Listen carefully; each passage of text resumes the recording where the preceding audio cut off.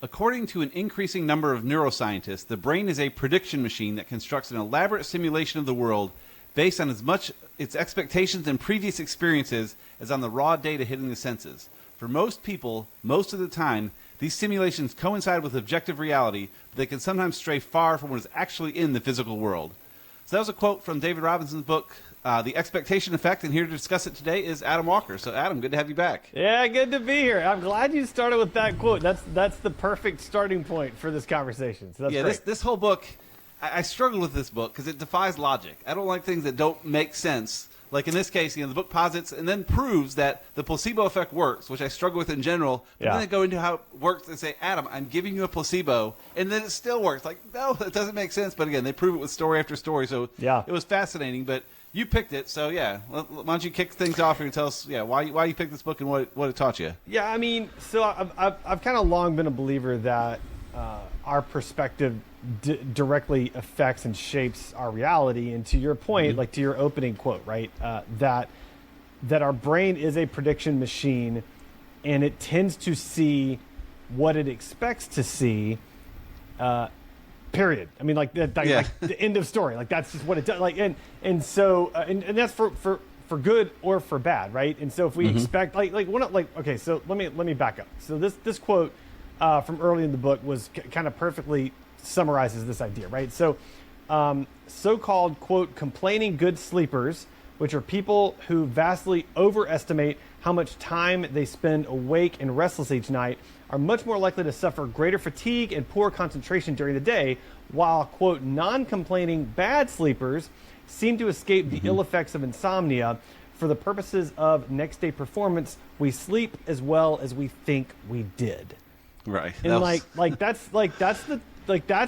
that lines up with my reality too. Like there are days where I tossed and turned all night. It was a terrible night's sleep, and then I'm tired the next day. But if I look back at the data, because I'm wearing an Apple Watch at night, the data's like, no, you slept fine. Like, why are you complaining? You slept totally suck it up. What are you doing? So, that is the expectation effect. Is we tend to experience the world in the way in which we expect to experience the world, and our bodies and our minds have a habit of adapting to that expected experience. And that makes sense for being tired is kind of a psychological effect as much as a physical one. But the book gets into so many physical effects, both good and bad, where they had the bone pointing syndrome, where like there was tribes that could point, like you're cursed, you're going to die, and then people would die because their whole body said, well, it would just start breaking itself down. Or the man that had cancer, and they said, your cancer is spread, you'll be lucky to make it to Christmas. And he made it to January and finally couldn't do it anymore, and it turns out, they were wrong. It didn't spread at all. And wasn't cancer at all. Well, and there's good sides to it too, but a good example I saw in the book about, I guess, kind of the good side of it is, I'll quote here, in one recent study led by Carrie Leibowitz at Stanford University, participants were first provoked with a mild allergic reaction on the skin, leading to an irritating itchiness. The participants then remained in the lab for around 20 minutes afterward. With some of them, the researchers checked the state of their skin reaction without much comment. For others, they explicitly described how the rash and irritation would soon go away. Those reassurances became a self-fulfilling prophecy that soothed the participants' symptoms. They recovered more quickly than the controlled group did, which, again, that makes no sense. How is a rash going away quicker because of your mind? This is the kind of stuff that I said I don't like because it doesn't make sense, but, again, they have data and studies to prove it. So. I mean, it gets almost sort of the spiritual and metaphysical, which, I think you and I both are no, the way you think is not going to affect the way your body heals itself. Right. But the studies show that it legitimately does. I mean, even a bunch of the stuff related to aging, later in the book, it basically said, look, you are as old as you think you are. People that, I think there was one number I was looking at this morning, and it was people that expected, they did a study, and it was I think it was maybe women, and did they expect to have heart problems or a heart attack? And if women expected to have heart problems or heart attack, they were 3.7 times more likely to have a heart attack versus women that did not.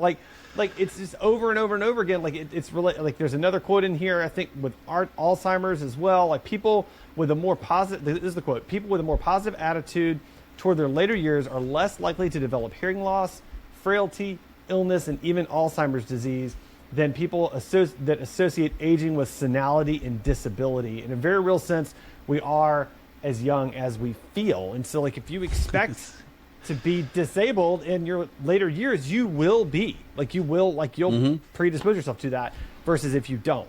So I think a lot of, again, I mean, the brain is a prediction machine in so many ways.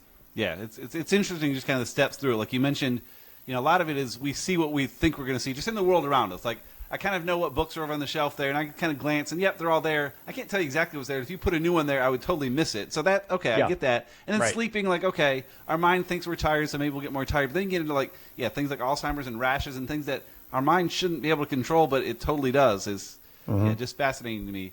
What I love is the positive side to this, though, because it doesn't make sense for a lot of that. But there's, like, the ways it can help you. This is a longer quote here, but I thought this was really fascinating, too, about how this is a good thing. It says, perhaps counterintuitively, contagious expectation effects could serve a useful purpose, particularly when the risk of a physically transmitted disease is high. Imagine you live in a region with dangerous ticks or malaria-carrying mosquitoes. If you see people scratching around you or hear them talking about an itch, your brain can heighten your skin's sensitivity so you are more likely to detect the presence of the insects and remove them before they transmit disease. Similarly, if you've been eating in a group and one of you falls ill, catching, quote, their nausea might feel unpleasant, but could prevent you from continuing to consume a potentially dangerous pathogen. Humans are social animals, after all, and the prediction machine is simply using all the cues it can to prepare you for potential illness or injury. So, like, the thing is, if you see someone else throw up and it makes other people throw up, like, that's dumb, but historically that might be a good thing, because if someone's eating something poisonous and you're eating with them, like, so it's... Well, and I think we've all been there, like that. You've got a family member, that family member is sick, you just kind of assume that you're going to become sick too, and then you start physically feeling sick because you just assume you expect that's how you're going to feel, and then some time passes and you realize, wait, I'm actually not sick, and then magically you're fine. Like all the symptoms just went away instantly, and that is the expectation effect, right? We psych ourselves out in so many ways, and and part of the reason that I also selected this book is I feel like we do this not only with physical stuff, we do this with our own limitations. I mean, it talked a lot later in the book about athletes and the limitations that athletes have, and basically what it determined is most of the limitations for an athlete are limitations of willpower, not limitations of their physiology. And that's a really interesting thing to me, because I tend to limit myself a lot as it relates to I can't hike up and down that mountain twice. Sure, I can. It's just a willpower issue. It's not a physical issue, And that was always, I used to run a lot in the younger days, and that was always an issue of, is it my mind or my body? But, I mean, Roger Bannister, they quoted in here, the first man to break the 4-minute mile, he's a perfect example of that, because no one could do it forever until he did it. And as soon as he did it, there was a tidal wave of people that did it. Oh, I guess it is possible. So that it was just, they were trying their hardest. I mean, they weren't getting a 4:01 by slacking off. They were giving all they had, but suddenly when he broke 4, they were like, it's possible, and suddenly, I mean, now we've had, I can't remember the number, I mean, thousands and thousands of people have broken that number after he finally did it, so it's... Well, I mean, another story from a very different book, from Arnold Schwarzenegger's biography, I forget the title of it now, but he tells us about the story where he was a professional, bodybuilder, and he would do, I think it was toe raises with a couple 100 pounds or whatever, and he was convinced, that's the human body's maximum is what he was doing, that is... He's at his max. He can't possibly do any more. It's the maximum any human can take. And then he goes and works out with a friend of his that's also a bodybuilder, and that guy was doing, I think, 5 times the weight, literally 5 times the weight Schwarzenegger was doing.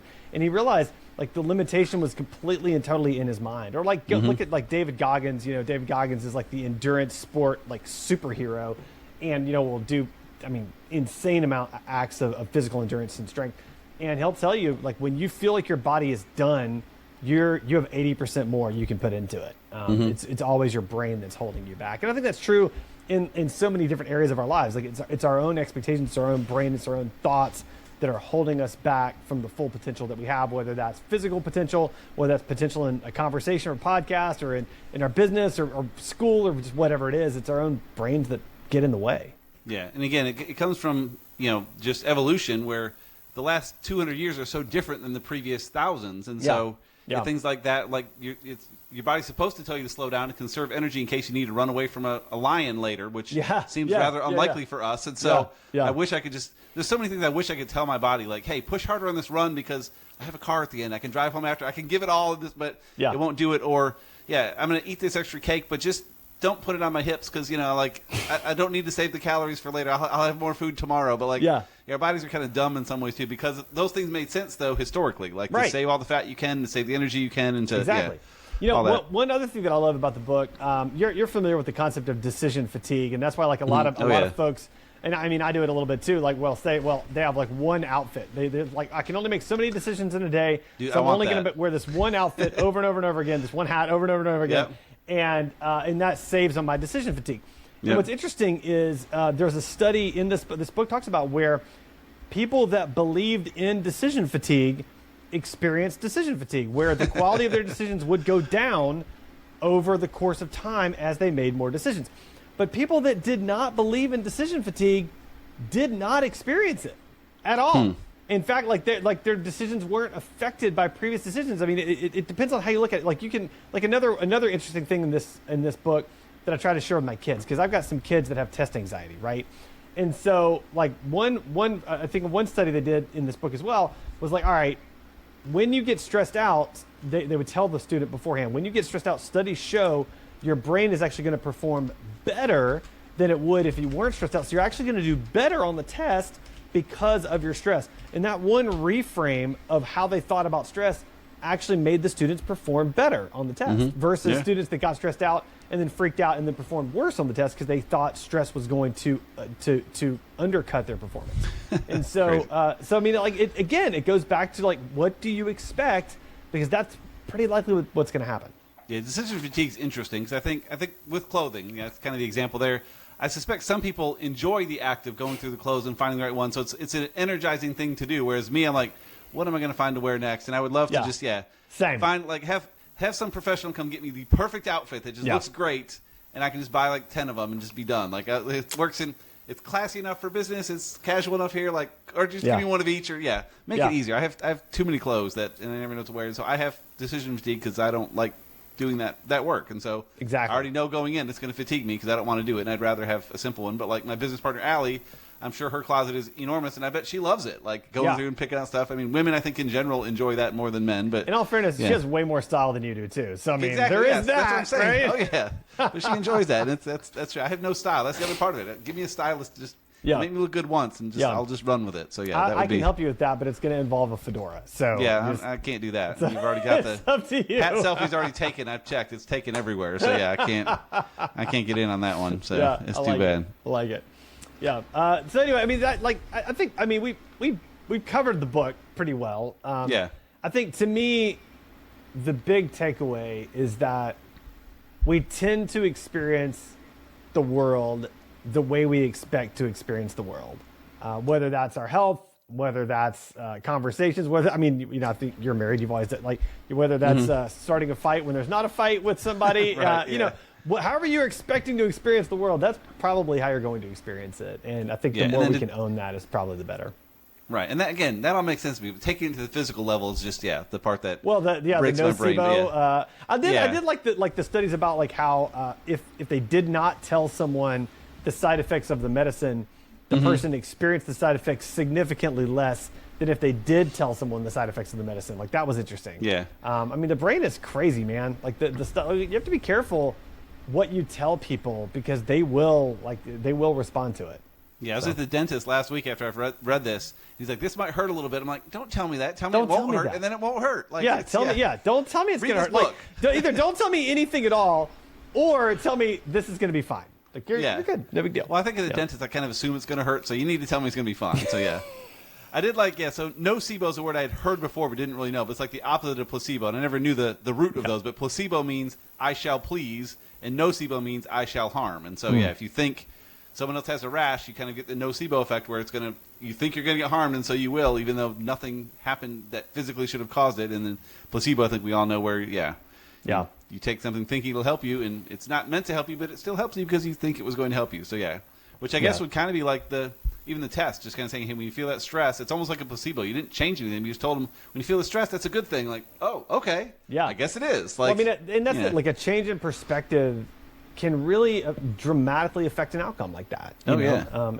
So I think the more we like zoom out and realize like, oh, we can have a different and a better perspective on this thing, a test or whatever, the more likely we're to have a good outcome. Yeah. So yeah, fantastic book. It's be a little shorter episode than normal, but I'm all about not stretching things out for the sake of stretching them out. So, I mean, I think we can talk about something totally different if you want to. Yeah, there you go. Yeah, we can after. We won't bore everyone with that. But yeah, I mean, I think the little quote to end it on here is, what we feel and think will determine what we experience, which will in turn influence what we feel and think in a never-ending cycle. So, I mean, you can keep making things better and better or worse and worse depending on what you think is going to happen, because what you think is very likely what it's going to be. That's it. So, fantastic. Yeah, thanks for suggesting this. This is, again, not a book I would have picked up because I think it's, kind of hogwash on the surface. But then you dig in, and again, they've got the studies and all that stuff to back it up, and it was fascinating. So, great read. So, the expectation effect is well worth it. So, thank you for that. Where can people find you and learn more about Adam Walker and the Fedora? They can find me on my website, adamjwalker.com. It's got links to everything in my newsletter and everything else, social profiles and all the stuff. Cool, man. Always great to have you on here. Thank you. Thanks, Mickey. Awesome. See ya.